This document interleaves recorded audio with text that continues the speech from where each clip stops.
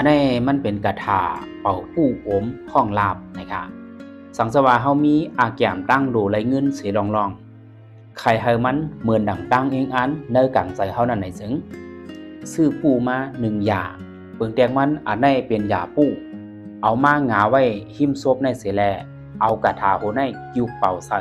37 กรัมป้อยาวก่อขึ้นเอากาต่างไว้ดีเนอขิงพลายองพลาตีเฮิรนนั่นเสยาวก่อขึ้นย้อนจุนเอาตีพลาเป็นเจ้านั่นเสยามจุนนั่นลาดว่าย้อนจุนเอาตำตีพลาเป็นเจ้าเฮาคาอว่าหนังไหนเอาหยาปูนั่นมาโอมไว้ผักขวาของโซบเฮานั่นเสแล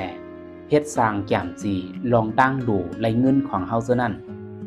เหมือนหนังโลก้าโลขายได้สังโลกว่าย้อนนี้ได้สังตักเตมเหมือนหนังเสือไหนค่ะเนื้อแก้มมันลาดไว้จังไหนค่ะอันเป็นกระทาเป่าปูมันในซ้ำพระยาปัตตำยาวะจีวัมมาลานัมสินเนหัมอากัจฉันตุเอหิสวาเหยกับสักกอเดวาลาจาสวาหะกิวเป่าใส่ยาปู37 กรัมต่างไว้ดีปลาเป็นเจ้าเย่าก็ขึ้นย้อนจุนออกมาโอมใบดีผักขวาเสกว่าเฮ็ดลองตั้งแก้มจีตั้งดูของเขาตักเต็มเมื่อหนังเสือนะครับ